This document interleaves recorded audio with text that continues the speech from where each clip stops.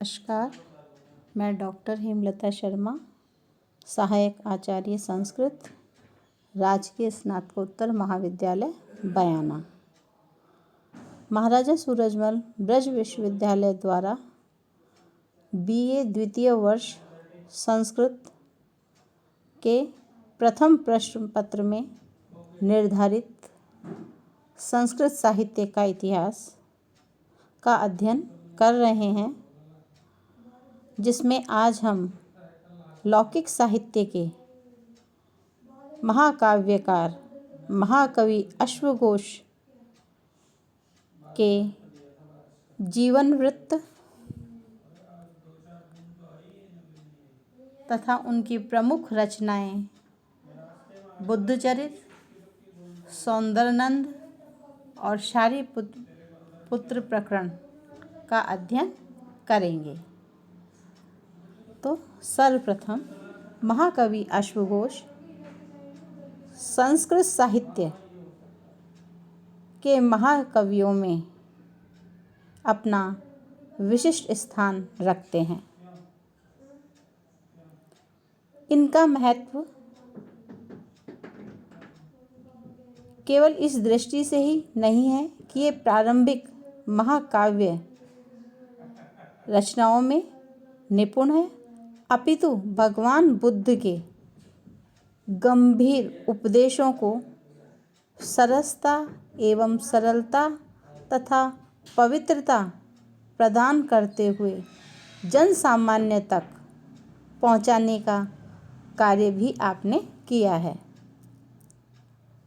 जिन विद्वानों ने अपनी नवोन्मेषशालिनी प्रतिभा से भगवान बुद्ध के गंभीर उपदेशों को सरलता एवं पवित्रता प्रदान की और भगवान बुद्ध के उपदेशों को सर्वसाधारण जन सामान्य तक पहुंचाने का निरंतर अथक प्रयास किया, उन विद्वानों तथा कवियों में श्री अश्वघोष का नाम बड़े सम्मान व आदर के साथ लिया जाता है। इस कारण आज भी अश्वघोष का नाम बौद्ध दर्शन के प्रसिद्ध आचार्य चतुष्टयी में नागार्जुन के साथ सम्मान व आदरपूर्वक स्मरण किया जाता है। अश्वघोष का जीवन वृत्त। भारतीय प्राचीन साहित्य प्रणेताओं की अपनी एक अनूठी परंपरा रही है। इन्होंने अमूल्य ग्रंथ रत्नों की सृष्टि करने के पश्चात भी अपने विषय में कहीं कोई उल्लेख नहीं किया, अपने परिवार, अपने जीवन आदि के विषय में कोई विशेष उल्लेख नहीं किया। तो इन्होंने अपनी रचनाओं के प्रारंभ में, मध्य में, अंत में जीवन, परिवार, अपनी रुचि आदि के संबंध में अथवा कोई संकेत प्रदान नहीं किया। ये लोग प्रायः अपने विषय में मौन ही रहे हैं। अश्वघोष, कालिदास, शूद्रक ये सभी इसी प्रकार के महाकवि हुए हैं। तो यहाँ हमने पूर्व में कालिदास के विषय में भी अध्ययन किया था। उन्होंने भी अपने जीवन, अपने परिवार के विषय में कहीं कोई अपने ग्रंथों में संकेत उपलब्ध नहीं करवाया। उसी प्रकार अश्वघोष भी उसी परंपरा का मानव निर्वाह कर रहे हैं अथवा किया है।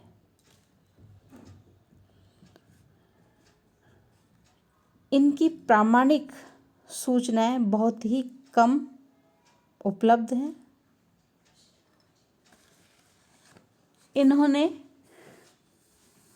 अपनी रचनाओं में कहीं भी अपने जीवन परिचय का स्पष्ट उल्लेख नहीं किया, किंतु इनके संदर्भ में अश्वघोष के संदर्भ में तिब्बत, चीन आदि बौद्ध देशों के साहित्य में अवश्य ही प्रचुर सामग्री उपलब्ध होती है। इन सब का कारण यह है कि वर्तमान में अश्वघोष की कृतियाँ मूल रूप में संस्कृत में सुरक्षित न होकर चीनी तथा तिब्बती भाषा के अनुवाद में सुरक्षित है। अश्वघोष का वास्तविक नाम संदिग्ध एवं अज्ञात है। बौद्ध धर्म से दीक्षा ग्रहण करने के पश्चात ही उनका नाम अश्वघोष प्रसिद्ध हुआ। उनके इस नाम के विषय में एक दो किंवदंतियाँ प्रसिद्ध हैं जो मनोरंजक भी हैं। कहा जाता है कि जिस दिन अश्वघोष का जन्म हुआ उस दिन घोड़े हिनहिनाए थे। इस आधार पर उनका नाम अश्वघोष पड़ गया। एक किंवदंती तो यह प्रसिद्ध है। दूसरी किंवदंती में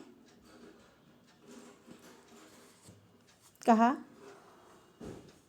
कि एक दिन ये बौद्ध धर्म का उपदेश दे रहे थे कि इनकी मधुर और अमृतमयी वाणी को सुनकर भूख से व्याकुल घोड़े ने घास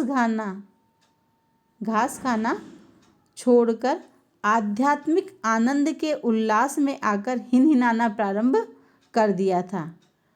इस अद्भुत घटना को देखकर विद्वान उसी दिन से इनको अश्वघोष के नाम से पुकारने लगे, या इनका नाम जब से अश्वघोष प्रसिद्ध हुआ। अश्वघोष के नामकरण में इतना तो सत्य अवश्य है कि इनकी वाणी नितांत मधुर और हृदयावर्जक थी। तिब्बती भाषा में प्राप्त इनके जीवन वृत्त से यह पता चलता है कि ये संगीत शास्त्र के विद्वान थे तथा बौद्ध धर्म के प्रचार के लिए अनेक गायक गायिकाओं के साथ में एक समूह बनाकर कश्मीर तथा पेशावर की सड़कों पर वीणा बजाते हुए वैराग्य के गीतों को गाया करते थे। इसकी पुष्टि चीनी यात्री इत्सिंग, जो कि 700 ईस्वी के मध्य हैं, के कथन से होती है। उन्होंने लिखा है कि उस समय अनेक बौद्ध विहारों में अश्वघोष के गीत बड़े आदर और सम्मान के साथ गाए जाते थे। अश्वघोष के माता पिता का संबंध के विषय में कोई विशेष जानकारी उपलब्ध नहीं है। इनकी माता का नाम स्वर्णाक्षी तथा ये साकेत निवासी। इस विषय में इन्होंने सौंदरनंद, जो इनका महाकाव्य है, उसके अंत में लिखे गए वाक्य से ऐसा अनुमान लगाया जाता है। यथा आर्य स्वर्णाक्षी पुत्रस्य साकेतस्य भिक्षोराचार्य भदन्ता अश्वघोषस्य महाकवे महावादिने कृतिरियम्। इस वाक्य में माता के अतिरिक्त और इनके निवास स्थान के अतिरिक्त पिता के नाम आदि के विषय में कोई संकेत उपलब्ध नहीं होता। कुछ विद्वानों का कहना है कि उनके ये जो स्वर्णाक्षी है ये उनके गोत्र का नाम है, लेकिन इस विषय में डॉक्टर विमलाचरण लाहा का कथन है कि अश्वघोष के समय तक ब्राह्मणों एवं क्षत्रियों में मातृशक्ति का अधिक सम्मान किया जाता था, तो हो सकता है इसलिए इनकी माता स्वर्णाक्षी का नाम का तो यहाँ उल्लेख प्राप्त होता है और पिता के नाम का नहीं।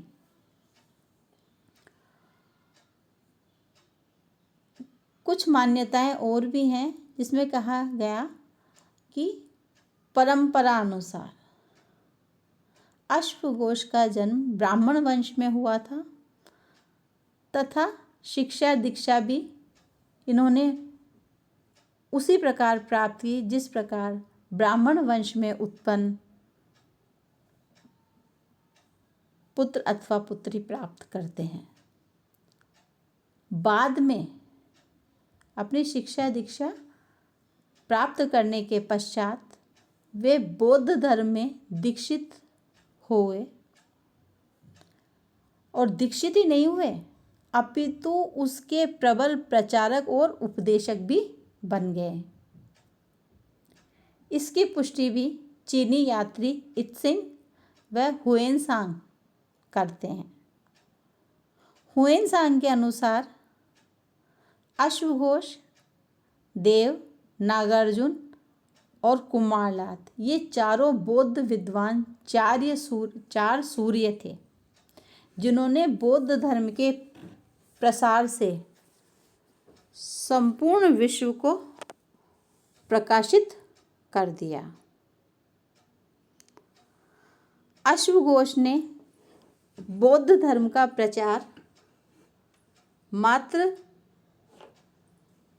शुष्क उपदेशों से ही नहीं किया अपितु काव्य के माध्यम से बौद्ध धर्म का प्रचार प्रसार किया, जो कि वह चिरस्थायी रहे ऐसा विचार करके।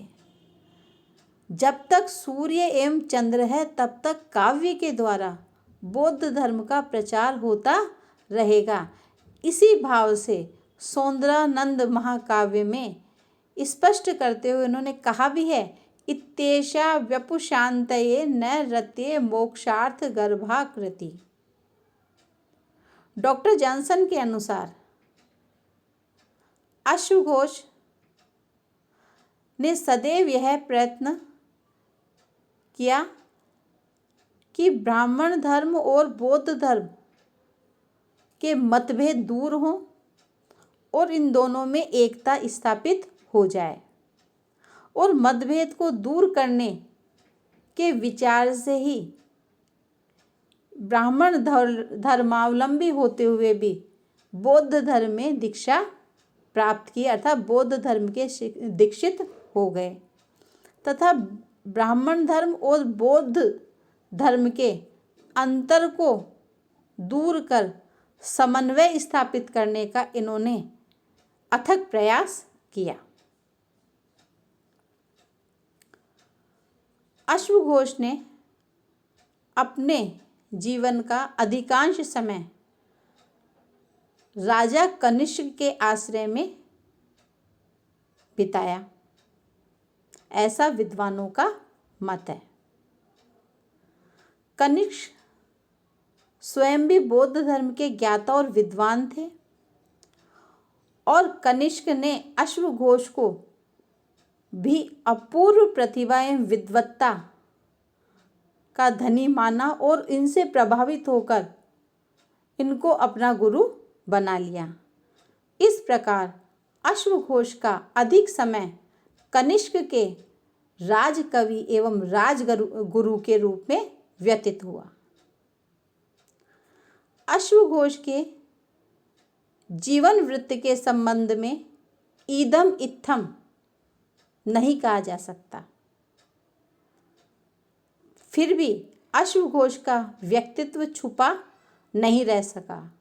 उनका व्यक्तित्व भिक्षु, भदंत, उपदेशक, महाकवि तथा संगीत मर्मज्ञ के रूप में सम्मान और आदर के साथ सदा स्मरण किया जाता रहा है और वर्तमान में भी किया जाता है। कुछ समीक्षकों ने उनका व्यक्तित्व आचार्य और उपदेशक के रूप में भी स्वीकार किया है। नागार्जुन आदि दार्शनिक विद्वानों के मध्य में उनके नाम को परिगणन करके दर्शन शास्त्र का ज्ञाता तथा अधिकारी विद्वान भी माना है।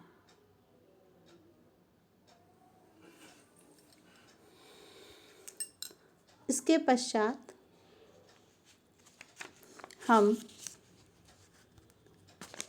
महाकवि अश्वघोष की प्रमुख रचनाएं जिनके विषय में भी जानेंगे।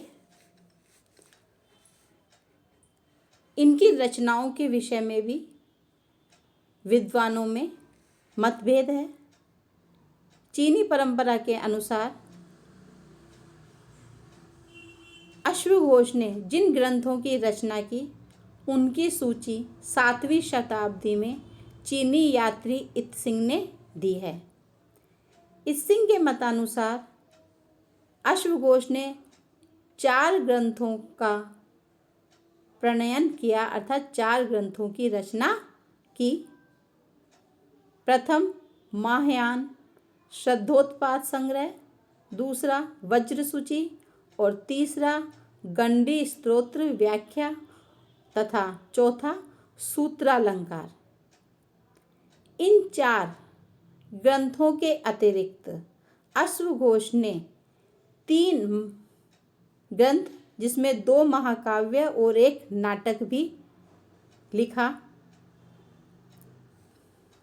जिसमें बुद्धचरितम और सौंदरनंद ये 2 महाकाव्य हैं और शारिपुत्र प्रकरण यह नाटक है। इनके नाम से राष्ट्रपाल तथा उर्वशी वियोग नामक 2 नाटकों का और उल्लेख प्राप्त होता है, लेकिन वर्तमान में इनकी ये 3 रचनाएं ही उपलब्ध होती हैं। शारिपुत्र प्रकरण, इसको शारदवती पुत्र प्रकरण के नाम से भी जाना जाता है।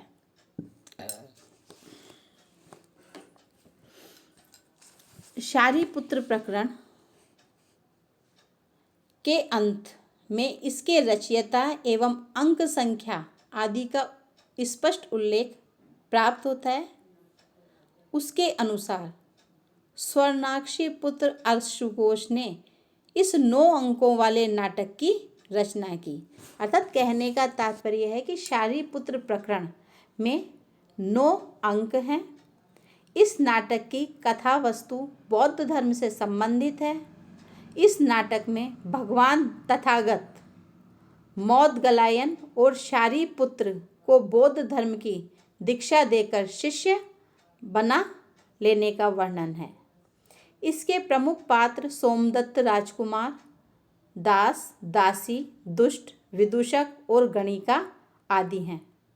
नाट्य भेदों के अनुसार यह नाटक प्रकरण कोटि के श्रेणी में आता है।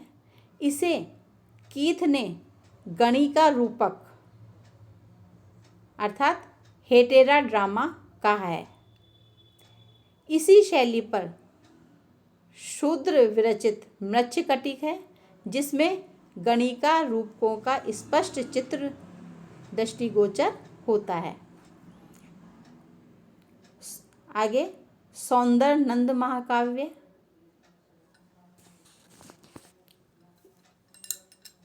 यह महाकाव्य के लक्षणों से युक्त है।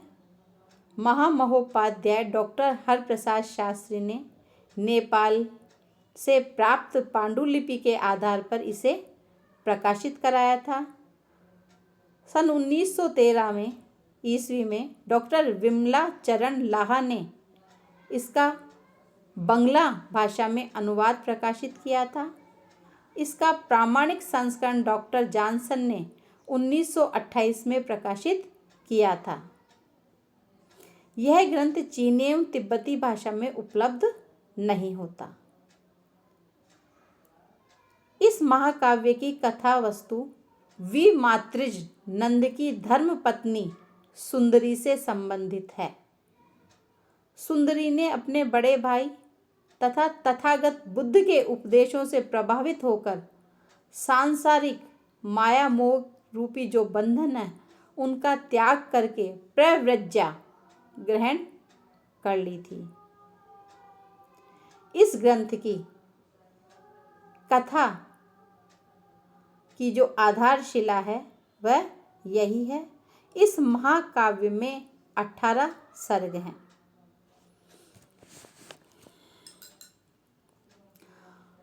सौंदर्यनंद की कथा वस्तु को हम संक्षेप में इस प्रकार जानेंगे कि इसके प्रथम 3 सर्गों में सिद्धार्थ के जन्म से लेकर बुद्धत्व प्राप्त करके कपिलवस्तु लौट आने तक की कथा का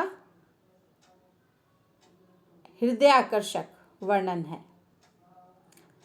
चौथे सर्ग में सुंदरी व नंद के प्रगाढ़ अर्थात गाढ़ानुराग व श्रृंगार उपासना का सुंदर चित्रण प्राप्त होता है।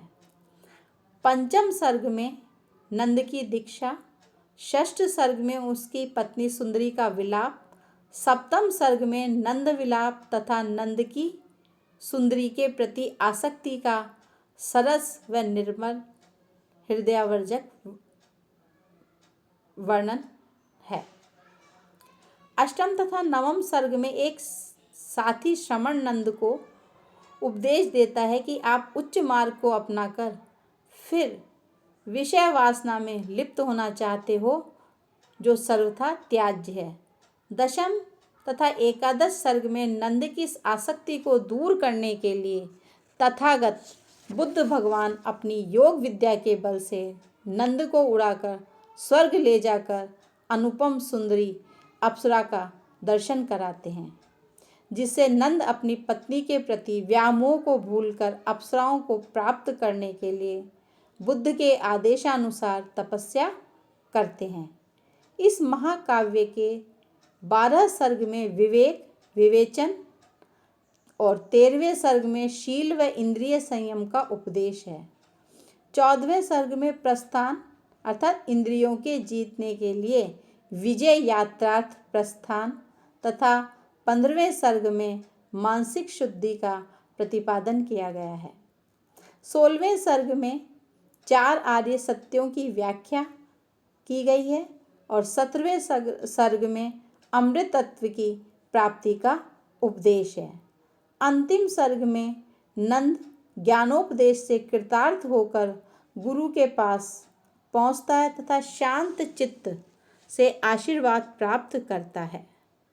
इस महाकाव्य की रचना का मूल उद्देश्य सांसारिक विषयों में आसक्त प्राणी समूह को विषय भोगों से हटाकर बौद्ध धर्म के अनुकूल आचरण करने के लिए प्रेरित करना तथा मुक्ति लाभ की ओर प्रेरित करना है। इन्होंने लिखा भी है, इत्येषा व्युपशान्तये न रतिये मोक्षार्थ गर्भाकृतिः। महाकवि की रचना शैली दार्शनिक वर्णनों से ओतप्रोत होने पर भी सरल और सहज तथा बोधगम्य है। आज इतना ही। अग्रिम वीडियो में हम बुद्ध चरित्र के विषय में, उसकी कथा वस्तु के विषय में अध्ययन करेंगे। धन्यवाद।